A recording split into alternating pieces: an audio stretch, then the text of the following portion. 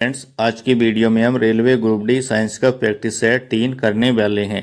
और इससे पहले हम 2 प्रैक्टिस सेट कर चुके हैं। तो बात करते हैं प्रश्न 1 की। मनुष्य का सामान्य रक्तदाब होता है। तो राइट आंसर है ऑप्शन सी, 120 से 80 mm ऑफ Hg। नेक्स्ट आता है प्रश्न 2। निम्न में से कौन मूत्र में असामान्य घटक है? तो राइट आंसर है ऑप्शन सी, एल्बुमिन। एल्बुमिन मूत्र में सामान्य घटक होता है। नेक्स्ट आता है प्रश्न 3। मनुष्य में कौन सा एक अपशिष्ट पदार्थ है? तो राइट आंसर है ऑप्शन ए, यूरिया। तो यूरिया मानव शरीर में एक अपशिष्ट पदार्थ होता है।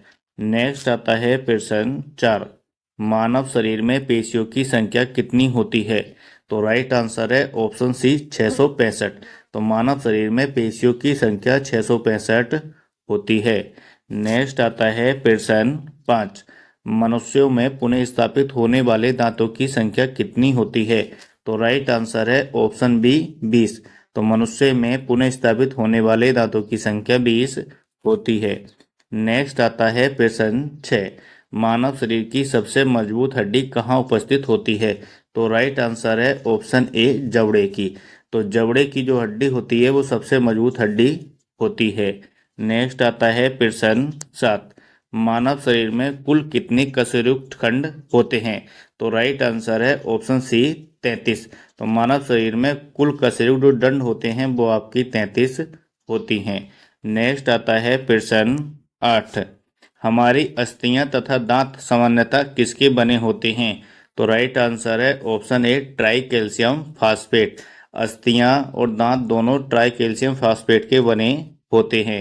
नेक्स्ट आता है प्रश्न 9। निम्न में से कौन सी ग्रंथि सेक्स हार्मोन का स्राव करती है? मतलब किस ग्रंथि से सेक्स हार्मोन निकलता है? तो राइट आंसर है ऑप्शन बी, अधिवृक्क ग्रंथि। तो अधिवृक्क ग्रंथि से सेक्स हार्मोन्स निकलता है। नेक्स्ट आता है प्रश्न 10।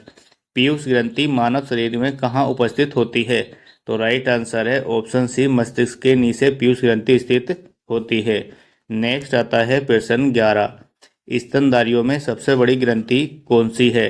तो राइट आंसर है ऑप्शन बी, यकृत यानी लीवर। मानव शरीर में सबसे बड़ी जो ग्रंथि होती है वो आपकी यकृत यानी लीवर होती है। नेक्स्ट आता है प्रश्न 12। मानव शरीर की सबसे बड़ी मिश्रित ग्रंथि कौन सी है? तो राइट आंसर है ऑप्शन सी, अग्नाशय। अग्नाशय जो है वो आपकी मिश्रित ग्रंथि होती है। नेक्स्ट क्वेश्चन आता है प्रश्न 13। निम्न में से कौन सा पुरुष सेक्स हार्मोन्स है? तो राइट आंसर है ऑप्शन सी, टेस्टोस्टेरोन। तो टेस्टोस्टेरोन क्या है आपका पुरुष सेक्स हार्मोन्स होता है। नेक्स्ट आता है प्रश्न 14। निम्नलिखित में से कौन सा रोग आयोडीन की कमी से होता है? तो राइट आंसर है आपका ऑप्शन ए, घेंगा रोग। तो घेंगा जो रोग होता है वो आपका आयोडीन की कमी से होता है। नेक्स्ट आता है प्रश्न 15।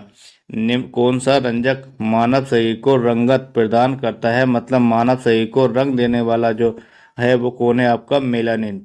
तो मेलानिन के कारण ही आदमी क्या होता है? गोरा या काला होता है। नेक्स्ट आता है प्रश्न 16। आंखों के रंग के लिए उत्तरदायी रंजक कहाँ उपस्थित होता है? तो राइट आंसर है ऑप्शन बी, आंख की पुतली में। नेक्स्ट आता है प्रश्न 17। मानव शरीर में अवग्रह वृद्धांत्र किसका भाग है? तो राइट आंसर है ऑप्शन ए, बड़ी आंत। तो ये आपके बड़ी आंत का भाग होता है। नेक्स्ट आता है प्रश्न 18। इनमें से पौधे की कौन सी संरचना प्रक्षेपण के लिए उत्तरदायी है? तो राइट आंसर है ऑप्शन सी, छाल। तो छाल जो होती है वो पौधे की संरचना को प्रक्षेपण प्रदान करती है। नेक्स्ट आता है प्रश्न 19।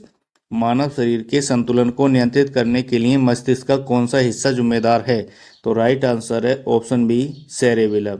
सेरेबेलम जो होता है वो शरीर का संतुलन नियंत्रित करता है। नेक्स्ट आता है प्रश्न 20।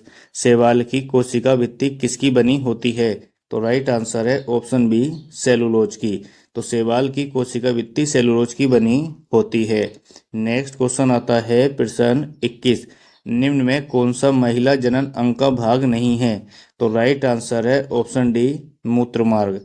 जो मूत्र मार्ग होता है महिला जनन अंग का भाग नहीं है। नेक्स्ट आता है प्रश्न 20। खमीर है, खमीर क्या है? तो राइट आंसर है ऑप्शन बी कवक। तो खमीर जो होता है एक कवक के रूप में भी जाना जाता है। नेक्स्ट आता है प्रश्न 23। किस यंत्र के द्वारा पेड़ की तनों की वृद्धि की माप की जाती है?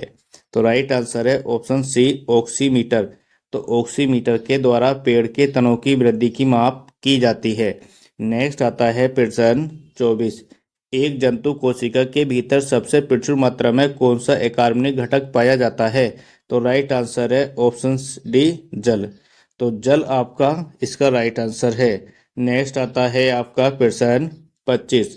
किस वैज्ञानिक ने डीएनए का द्विकुंडलीय मॉडल दिया था? तो राइट आंसर है ऑप्शन सी वाटसन एवं क्रिक।